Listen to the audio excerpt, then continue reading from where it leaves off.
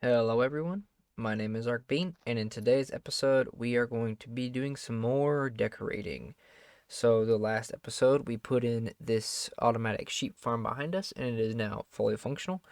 I know that all the sheep look like they're white, but when their wool grows back, they do turn the black and the dark gray. And we are getting wool down here in the chests. So this is all fine and good.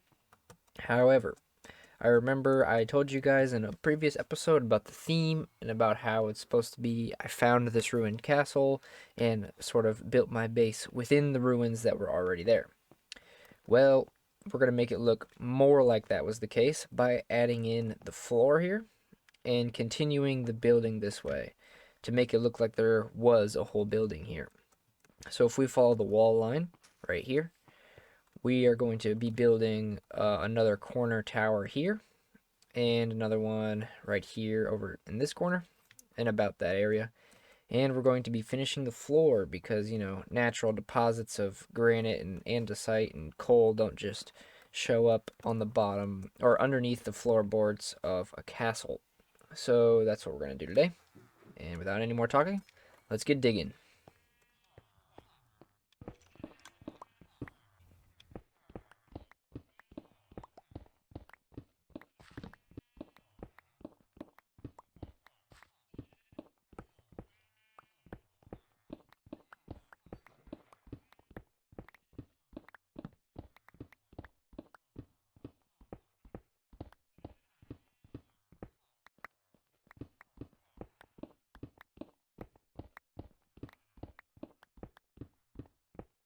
And there you go. All the digging has been completed. So now we are going to add our first bit of influence from beans.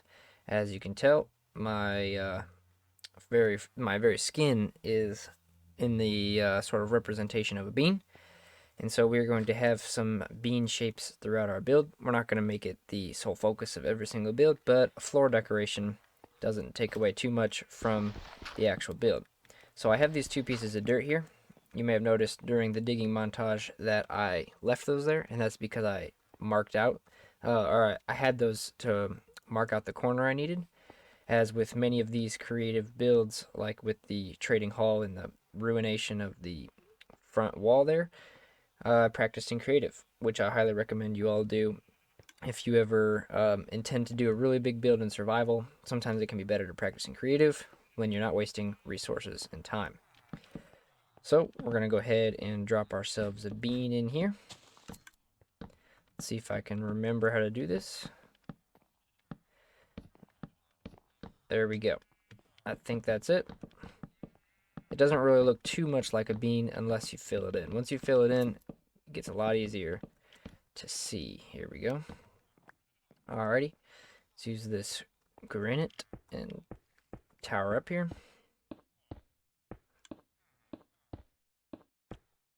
See? It's a bean. Could be a pork chop. But if you use your imagination, it's a bean. Here's I'm gonna add a little detail here that will make it look more like a bean. Take out these 3 blocks right here. Oops. There you go. Now it's a bean. There we go. So the details that we're going to add to make it look more like it's part of the floor and not like I added that in there afterwards is we're going to do, oops, not stone.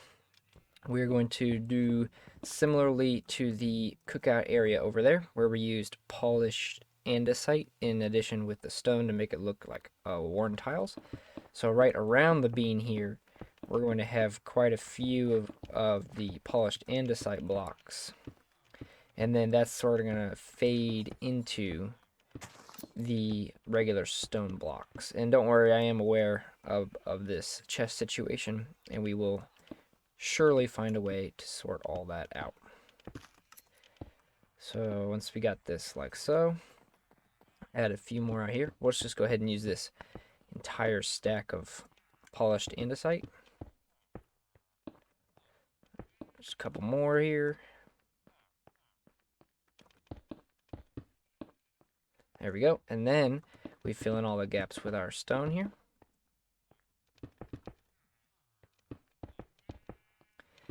Now this is not the pattern of the polished andesite is not a direct copy of what was in creative. Obviously that would be really difficult to remember. So we're just kind of going all willy-nilly over here,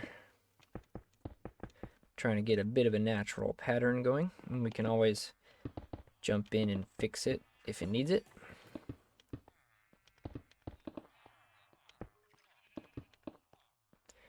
There we go, that's the majority of it.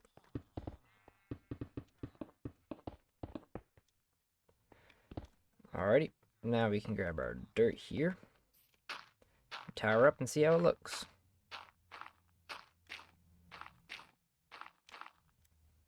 There we go. This is maybe not the best angle. Should have probably done it over there, but you can see what the vibe is trying to go for. So we have a bean in sort of a ruined looking floor.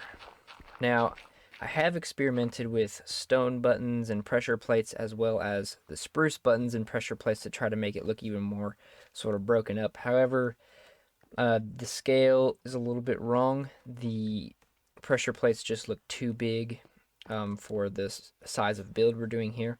So we're just going to leave it like this and just leave it as a nice, bad voice crack, as a nice smooth floor, well built, even though it is getting a little worn out. So we can fill this in later, but for now, what we're going to do is start our towers and walls. So we're just going to continue straight here, and I want to leave enough room so that way we can continue the road from here, bring it up here, and sort of come into this building and then pop out the other side, maybe carving a chunk out of this hill right here, and then continuing on that way to whatever we may build over there. So I think a suffice amount of space would be putting the tower here. Alrighty, and if we look at the pattern of our tower, it looks like we have 2 on the flat sides and 1 diagonal. So this is the first of the flat sides. It's always important to well, it's not always important, but I like to keep my builds that should be symmetrical as possible. I used to try to make every single build that I built to make it have symmetry. And then I just started watching, I watched Grian on YouTube, and he's an excellent builder. And he sort of, well, he didn't directly teach me, although I learned from him that sometimes asymmetry can be golden. But for this instance, since these are the corners of a building, we're going to make these symmetrical already. So if we grab this front edge here, alrighty, there is both of our towers laid out there. It's always a good idea to make a floor plan. So we'll probably have this wall continue to about right there. Oops. And then we can leave that much of a gap for the road to come through. And it looks like if the tower's right there, we are going to have to carve out a chunk of this hill here, and maybe even carve out a chunk of the tower once it's built. But I'm going to have this end be sort of similar to that end. On that end, the short side of the rectangle is still standing, and that is going to be the case over here, and we can use this space for perhaps the other colors of wool if we want to make that a farm, or even I think the next episode we're going to be doing a berry farm, so we might put that in this space, or we might put it up there, or somewhere entirely different. So let's continue the floor here. Grab our stone. I know we just ripped all this out, but we gotta put it back in.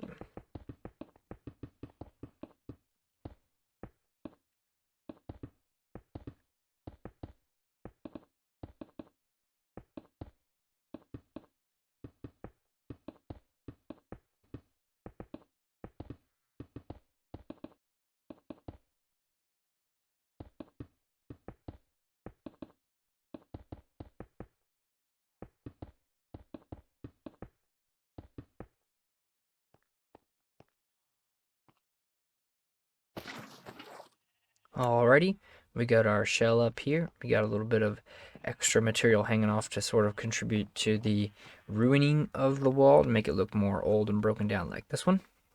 Which, on that topic, I will show you guys a little bit of how I do it before we end the episode here. So let's just take this little curved section right here, for instance. So obviously in the past, the wall continued straight up and then went over to connect to the tower, just like this one. So it's nice and flat. However, obviously some material has fallen off of the wall and broken down. So the way you make that look sort of ruined is you start with a chunk of wall. See, we can make it like just like this. Call that good, actually. Maybe have, there we go. We'll say this chunk of wall broke off and fell down here. Well, it's a little hard to see in the dark, so let me sleep real quick. Once you've got your chunk of wall that has fallen off, you want to make it look like little bits and pieces have fallen off, just like over here, for example. So maybe some of these bricks have been cracked down into either cracked bricks or cobbles. So we can come in here and grab, let's say, these two blocks here and turn these both into cobble. Then you can sort of build out the pile a little bit. Have a cracked one there with a slab. Let's see if we can replace some of this ground with gravel. Gravel is definitely a big contributor to the ruined look. And then maybe we can grab a cobble slab there and there. And as you can see, it's already starting to look a bit more ruined. So we can grab a slab here. Actually, let's just take this block out, replace it with a slab. All right, I like where this is going. We can grab a mossy one, and actually, let's put a, let's see here. We can grab some of this stone here. Let's grab a full-size regular stone block there. And then what I did over here, which actually helped a lot too, was include regular stone blocks and slabs. So if we come over here, grab this one, replace it with regular stone. Now we're getting some variation going. Let's see, do I have any more regular stone? I do not. Although more regular stone is definitely good. Let's take out this one actually, matter of fact. Replace that with regular stone as well. And there you go. Now you have a bit of a chunk of wall that has fallen down and settled here. More gravel is usually good. And there you go. On the more straight up and down parts that aren't necessarily a chunk of rubble on the ground like this is, you're going to want to use a lot more of the smooth stone like I have right here. So it just breaks up the regularity of the pattern. So if we grab, let's just use gravel. It doesn't even have to be that high off the ground. So we can just come in here and take out a big chunk of wall here. Maybe that one. And we just replace every single block we just took out with a piece of stone. Alrighty, let's see how that looks. And this is all a process of trial and error. If it looks fried the first time, take it out. But I think that actually looks pretty good. Maybe that block, oops, another voice crack. Maybe that block we can take out and replace with stone here. There you go. Yeah, that looks a little better. And another thing to make it look more overgrown and organic is near the bottom of the wall especially, include these mossy stone bricks. So if you look at the wall I have over here, it's better on the flat side, or on the big side. I have a pretty good amount of mossy stone bricks, especially near the water. So mossy stone bricks can definitely add some color so it's not all gray. However, you want to make sure it's sort of a gradient. If you look near the top here, there are very few, if any, I guess there's one kind of high right there, but there aren't very many mossy stone bricks. So the mossy stone bricks are definitely supposed to be closer to the grass, which is already green, just so it sort of blends together. So we can come in here, oops, take out the majority of the bottom ones, not every single one, and then a few more up higher. We can always pillar up here. Maybe not two there. Let's see, let's replace this one. And then we can grab our mossy stone bricks and put them in there, like so. And the same thing for the cracked. The cracked ones you can include more higher up. They don't have to be all down low like the mossy ones should probably be. So if we just come through here, put some cracked ones in, just like that. And there you go. Your tower is already looking a bit older, used, worn. And I'll do some more work up top. I can't really reach it from down here at the moment. But yeah, things are starting to look better. You can tell it sort of was one building at one point. Let's see this tower up here. There you go. So we have one full building that has been almost completely ruined, which I will continue doing between episodes. I'd like to thank you all for watching. Hopefully the sort of ruinification tips are useful to you guys in your own builds. And thanks for watching. See ya.